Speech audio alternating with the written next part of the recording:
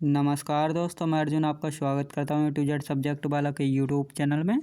दोस्तों आज मैं आपके लिए लेकर आया हूँ इतिहास के टॉप 100 प्रश्न जो वेरी मोस्ट इम्पोर्टेंट प्रश्न है। सभी परीक्षाओं में बार बार रिपीट किए गए क्वेश्चन है। तो दोस्तों वीडियो को अंत तक जरूर देखना ताकि सभी क्वेश्चन आपको आसानी से याद हो जाएँ। साथ ही दोस्तों अगर आप हमारे चैनल पर पहली बार आए हैं तो हमारे चैनल को भी सब्सक्राइब कर लीजिएगा ताकि हमारे आने वाले वीडियो का नोटिफिकेशन आप तक पहुँचता रहे। तो चलिए दोस्तों वीडियो को स्टार्ट करते हैं। राजा राम मोहन राय को राजा की उपाधि किस मुगल बादशाह ने दी थी? दोस्तों राजा राम मोहन राय को राजा की उपाधि किस मुगल बादशाह ने दी थी? तो अकबर द्वितीय ने दी थी। याद रखेंगे दोस्तों, अकबर द्वितीय ने। ब्रिटिश शासन के दौरान भारत में उद्योगों का कोई स्वतंत्र विकास नहीं हुआ, इसका कारण क्या था? भारी उद्योग का अभाव था। याद रखेंगे दोस्तों, भारी उद्योग का अभाव। अगला क्वेश्चन देखते हैं। पंजाब में अमृतसर नगर को स्थापित किया था? दोस्तों पंजाब में अमृतसर नगर को किसने स्थापित किया था? गुरु रामदास ने स्थापित किया था। किस सिख गुरु ने विद्रोही राजकुमार खुसरो की सहायता धन एवं आशीर्वाद से की थी? तो गुरु अर्जुन देव ने की थी। याद रखेंगे दोस्तों, गुरु अर्जुन देव ने। ईस्ट इंडिया कंपनी और बंगाल के नवाब के बीच जब पलासी का युद्ध हुआ उस समय मुगल सम्राट कौन था? अजीजुद्दीन आलमगीर द्वितीय था। याद रखेंगे। अगला क्वेश्चन, भारत में क्रिप्स मिशन किस वर्ष आया था? 1942 ईस्वी में आया था। याद रखेंगे दोस्तों, भारत में क्रिप्स मिशन आया था 1942 ईस्वी में। याद रखेंगे। अगला क्वेश्चन देखते हैं। गुजराती भाषा में अखबार सौदागर का प्रकाशन किसने दिया था? तो याद रखेंगे दोस्तों, दादा भाई नौरोजी ने। याद रखेंगे दोस्तों, दादा भाई नौरोजी ने किया था। गांधी जी ने 11 सूत्री मांगे कब पेश की थी? 2 मार्च 1930 को। दांडी यात्रा के साथ निम्नलिखित में से क्या प्रारंभ हुआ था? सविनय अवज्ञा आंदोलन प्रारंभ हुआ था। याद रखेंगे दोस्तों। अगला क्वेश्चन देखते हैं। अंग्रेजों ने पूर्व भारत में अपनी प्रथम फैक्ट्री स्थापित की थी? उड़ीसा में की थी। याद रखेंगे दोस्तों, अंग्रेजों ने पूर्व भारत में अपनी प्रथम फैक्ट्री स्थापित की थी उड़ीसा में। निम्नलिखित में से वह कौन सा व्यक्ति है जिसने विदेश में गणतंत्रात्मक सरकार की स्थापना की थी? महेंद्र प्रताप ने। दोस्तों अगर आपने अभी तक हमारे वीडियो को लाइक नहीं किया है तो लाइक कर दीजिए और साथ ही हमारे चैनल पर अगर आप नए आए हैं तो हमारे चैनल को भी सब्सक्राइब कर लीजिए ताकि हमारे आने वाले वीडियो का नोटिफिकेशन आप तक पहुंचता रहे। चलिए दोस्तों अगला क्वेश्चन देखते हैं। एक वर्ष में स्वराज का नारा किसने दिया था? महात्मा गांधी ने। अगला क्वेश्चन, गांधी इरविन समझौते के हस्ताक्षरित होने में किसने महत्वपूर्ण भूमिका निभाई थी? तो तेज बहादुर स्फुरू ने। याद रखें दोस्तों, तेज बहादुर स्फुरू ने। अगला क्वेश्चन देखते हैं। निम्नलिखित व्यक्तियों में से किसने इरविन तथा गांधी को दो महात्मा कहा था? सरोजनी नायडू ने कहा था। बंग भंग के लागू होने की तिथि को किसके सुझाव पर राखी दिवस के रूप में मनाया गया था? रविंद्रनाथ टैगोर के सुझाव पर राखी दिवस के रूप में मनाया गया था। बंग भंग के बाद कौन सा आंदोलन शुरू हुआ था? स्वदेशी आंदोलन शुरू हुआ था। याद रखेंगे। अगला क्वेश्चन देखते हैं। सलवाई की संधि किस युद्ध से संबंधित है? दोस्तों सलवाई की संधि किस युद्ध से संबंधित है? प्रथम आंग्ल मराठा युद्ध से। रॉबर्ट क्लाइव और मुगल बादशाह शाह आलम द्वितीय के बीच इलाहाबाद की संधि कब हुई थी? 1765 ईस्वी में। गांधी जी की मृत्यु पर किसने कहा था हमारे जीवन से प्रकाश चला गया है? जवाहरलाल नेहरू ने। याद रखें दोस्तों, जवाहरलाल नेहरू ने। अगला क्वेश्चन देखते हैं। किसे भारत में पुर्तगाली साम्राज्य का वास्तविक संस्थापक कहा जाता है? अल्फांसो डी अल्बुकर्क को।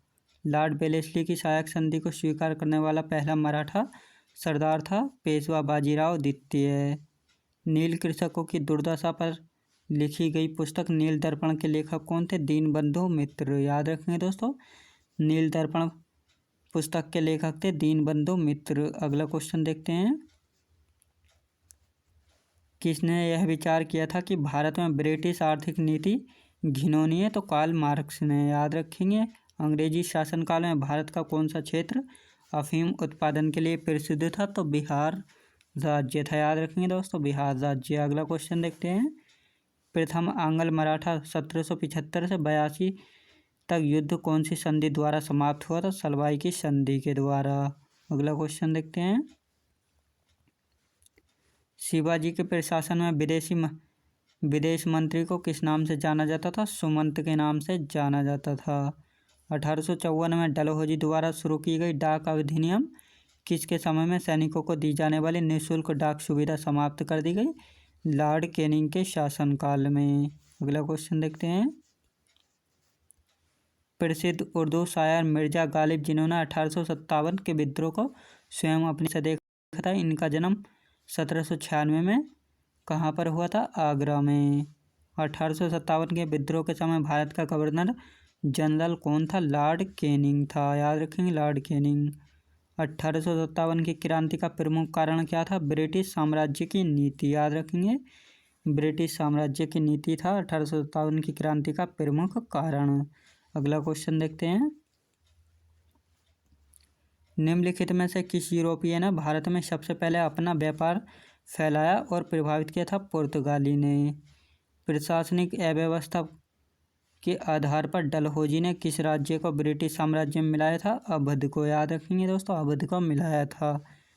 भारत में आधुनिक शिक्षा प्रणाली की नींव किससे पड़ी थी? 1835 के मैकाले के मिनट से। याद रखेंगे। अगला क्वेश्चन देखते हैं। विजय पत्र किसकी कृति है? गुरु गोविंद सिंह की कृति है। निम्न में से किसने पानीपत के तृतीय युद्ध में संगठित मराठा सेना का नेतृत्व किया था? सदाशिव राव भाऊ ने। शिवाजी महाराज ने मुगलों को किस संधि के द्वारा किलों को हस्तांतरित किया था? पुरंदर की संधि के द्वारा। अगला क्वेश्चन देखते हैं। पानीपत की तीसरी लड़ाई 1761 में हुई। यह किन किन के बीच हुई थी? पेशवा बाजीराव द्वितीय और अहमद शाह अब्दाली के बीच। अष्टप्रधान मंत्रिपरिषद किस शासक के शासनकाल में थी? शिवाजी महाराज के। प्रथम आंग्ल मराठा युद्ध की समाप्ति किस संधि के द्वारा हुई थी? सलवाई की संधि के द्वारा। निम्नलिखित में से किसने बहादुर शाह प्रथम के नाम से स्वयं को बादशाह घोषित किया था? शाह आलम प्रथम ने। गुरुमुखी लिपि का आविष्कारक किसे माना जाता है? गुरु अंगद को। भारत में सबसे पहला सूती वस्त्र मिल किस शहर में स्थापित किया गया था? बम्बई में। अगला क्वेश्चन देखते हैं। निम्नलिखित में से कौन सा दादा भाई नौरोजी के अपवहन सिद्धांत में विश्वास नहीं करता था? सर सैयद अहमद खां। जिस समय 1761 में पानीपत की तीसरी लड़ाई में अहमद शाह अब्दाली और मराठों को हराया, उस समय दिल्ली का शासक कौन था? शाह आलम द्वितीय था। याद रखेंगे दोस्तों, शाह आलम द्वितीय। डलहौजी ने गोद लेने की प्रथा का निषेध करते हुए सर्वप्रथम किस राज्य को निशाना बनाया? सतारा को बनाया था। याद रखेंगे दोस्तों, सतारा। अगला क्वेश्चन देखते हैं। बेगम हजरत महल ने 1857 के विद्रोह का नेतृत्व निम्नलिखित में से किस शहर से किया था? लखनऊ से किया था। अगला क्वेश्चन। वह पुर्तगाली कौन था जिसने गोवा पर अधिकार किया था? अल्फांसो डी अल्बुकर्क था जिसने गोवा पर अधिकार किया था। सुगोली की संधि किनके बीच संपन्न हुई थी? ईस्ट इंडिया कंपनी और नेपाल के बीच संपन्न हुई थी। याद रखें दोस्तों। अगला क्वेश्चन देखते हैं। हड़प नीति के अंतर्गत कौन सा भारतीय राज्य कब्जे गए थे? झांसी, नागपुर और सतारा हड़पे गए थे। बोडियार कहाँ के शासक थे? मैसूर रियासत के शासक थे बोडियार। मोहम्मद बिन तुगलक के बाद दिल्ली सल्तनत का शासक कौन बना था? फिरोज तुगलक बना था। अगला क्वेश्चन देखते हैं। खलीफा ने किस शासक को कासिम अमीर उल मोमिनीन की उपाधि दी थी? फिरोज शाह तुगलक को। ब्राह्मणों पर जजिया कर लगाने वाला प्रथम मुस्लिम शासक कौन था? फिरोज शाह तुगलक। फिरोज शाह तुगलक ने कितने नए नगरों की स्थापना की थी? 300 नगरों की स्थापना की थी फिरोज शाह तुगलक ने। अगला क्वेश्चन देखते हैं। दासों की देखरेख के लिए फिरोज शाह तुगलक ने नए विभाग की स्थापना की थी, दीवान ए बंदगान की। फिरोज शाह तुगलक की मृत्यु कब हुई थी? 1388 ईस्वी में। तुगलक वंश का अंतिम शासक कौन था? नसीरुद्दीन महमूद तुगलक था। अगला क्वेश्चन। तैमूर लंग ने 1398 में किसके शासनकाल में दिल्ली पर आक्रमण किया था? खिज्र खां के शासनकाल में आक्रमण किया था दिल्ली पर। अगला क्वेश्चन देखते हैं। सैयद वंश का संस्थापक कौन था? खिज्र खां था। दिल्ली के किस शासक ने सुल्तान की उपाधि न धारण कर रियायत आला की उपाधि धारण की थी? खिज्र खां ने। खिज्र खां कौन था? तैमूर लंग का सेनापति था। खिज्र खां के किस पुत्र ने शाह की उपाधि धारण की थी? मुबारक खां ने। अगला क्वेश्चन देखते हैं। तारीख मुबारक शाही में किस वंश के बारे में जानकारी मिलती है? तो सैयद वंश के बारे में जानकारी मिलती है। तारीख मुबारक शाही पुस्तक की रचना किसने की थी? यहिया बिन अहमद सरहिंदी ने। सैयद वंश का अंतिम शासक कौन था? अलाउद्दीन आलम शाह था। अगला क्वेश्चन देखते हैं। कुतुबुद्दीन ऐबक के बाद दिल्ली सल्तनत का शासक कौन बना था? आराम शाह बना था। 1211 ईस्वी में दिल्ली सल्तनत का शासक कौन बना? इल्तुतमिश। किस शासक ने अपनी राजधानी लाहौर से दिल्ली स्थानांतरित की थी? इल्तुतमिश ने। अगला क्वेश्चन देखते हैं। दिल्ली की प्रथम महिला मुस्लिम शासक कौन बनी थी? रजिया सुल्तान किसकी पुत्री थी? इल्तुतमिश की। इल्तुतमिश की मृत्यु कब हुई थी? 1236 ईस्वी में। सल्तनत काल में दिल्ली के किस शासक ने पर्दा प्रथा का विरोध किया था? रजिया सुल्तान ने किया था। याद रखेंगे दोस्तों। अगला क्वेश्चन देखते हैं। रजिया सुल्तान का विवाह किसके साथ हुआ था? अल्तुनिया के साथ। दिल्ली का कौन सा शासक टोपी सिलकर अपना जीवन यापन चलाता था? नसीरुद्दीन महमूद। बलबन कौन था? इल्तुतमिश का दामाद था। बलबन दिल्ली का शासक कब बना था? 1266 ईस्वी में। अगला क्वेश्चन देखते हैं। दिल्ली के किस शासक ने सिजदा एवं पैबोस प्रथा की शुरुआत की थी? तो बलबन ने शुरुआत की थी। किसने बलबन को उलूग खां की उपाधि प्रदान की थी? नसीरुद्दीन महमूद ने। खिलजी वंश की स्थापना किसने की थी दोस्तों? जलालुद्दीन फिरोज खिलजी ने। अगला क्वेश्चन देखते हैं। जलालुद्दीन फिरोज खिलजी ने किस शहर को अपनी राजधानी बनाया था? किलो खरी को। चोल काल में विष्णु के उपासक क्या कहलाते थे? अलवार। चोल काल में शिव के उपासक क्या कहलाते थे? नैनार। पाल वंश का संस्थापक कौन था? गोपाल था। याद रखेंगे दोस्तों। अगला क्वेश्चन देखते हैं। पाल वंश की राजधानी कहाँ हुआ करती थी? मुंगेर में। विक्रमशिला विश्वविद्यालय की स्थापना किसने की थी? धर्मपाल ने। पाल शासक किस धर्म के अनुयायी थे? बौद्ध धर्म के अनुयायी थे पाल शासक। नालंदा में एक बौद्ध विहार बनवाने के लिए किस राजा ने 5 गांव दान में दिए थे? तो देवपाल ने दिए थे।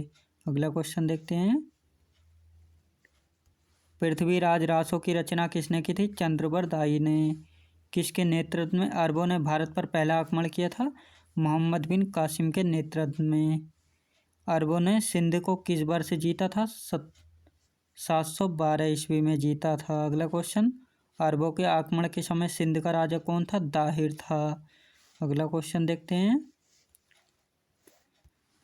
932 ईस्वी में किसने गजनी नामक साम्राज्य की स्थापना की थी? अलप्तगिन ने। प्रथम तुर्क आक्रमण के समय पंजाब का शासक कौन था? जयपाल। महमूद गजनी किसका पुत्र था?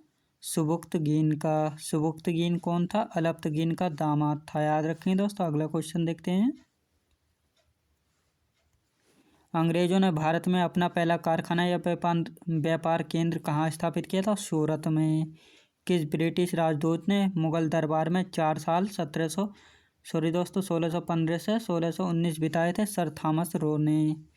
अंग्रेजों ने भारत में किस युद्ध के बाद राजनीतिक सत्ता हासिल की थी? प्लासी के युद्ध के बाद। अगला क्वेश्चन देखते हैं। वह पहली वस्तु क्या थी जिसने यूरोपीय लोगों को भारतीय व्यापार के लिए प्रोत्साहित किया था? मसाले। भारत में डचों की सबसे पुरानी बस्ती कौन सी थी? पुलिकट बस्ती थी। याद रखेंगे दोस्तों। मैं उम्मीद करता हूँ आपको वीडियो क्वालिटी कंटेंट वगैरह सभी कुछ आपको पसंद आया होगा। पसंद आया तो लाइक शेयर और सब्सक्राइब करना बिल्कुल भी ना भूलें। साथ ही दोस्तों आपने वीडियो को अंत तक जरूर देखा होगा ताकि आप सभी क्वेश्चन आपको आसानी से याद हो जाएं। अगर दोस्तों आप हमारे चैनल पर पहली बार आए हैं तो हमारे चैनल को भी सब्सक्राइब कर लीजिएगा ताकि हमारे आने वाले वीडियो का नोटिफिकेशन आप तक पहुँचता रहे। चलिए दोस्तों मिलते हैं नेक्स्ट वीडियो में।